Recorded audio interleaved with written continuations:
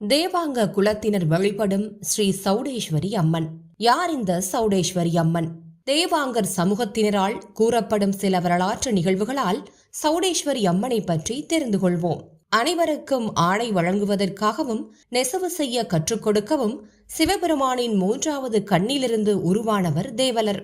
ஆடை நெய்வதற்கு விஷ்ணுவின் தொப்புளிலிருந்து தாமரை நூல் பெற்று வரும் வழியில் 5 பேர் கொண்ட அசுரர் குழு தேவலரை தாக்கியது. தேவலர் தற்காப்புக்காக சக்தி அம்மனை வேண்டினார். தேவி சக்தி மகிமையுடன் இருளை விரட்டும் பிரகாசமான கிரீடம் அணிந்து சூலம் ஏந்தி சிங்கத்தின் மீது தோன்றினாள். தேவலரை காப்பாற்ற அசுரர்களை கொன்றார். அசுர ரத்தத்தில் தேவலர் தாமரை நூலுக்கு சாயமேற்றினார். அதனை கொண்டு ஈசன், ஈஸ்வரி, தேவர்கள், கிண்ணரர், கிம்புருடர் முதலான தேவலோக மக்களுக்கும் பூலோக வாசிகளுக்கும் ஆடை நெய்து கொடுத்தார்.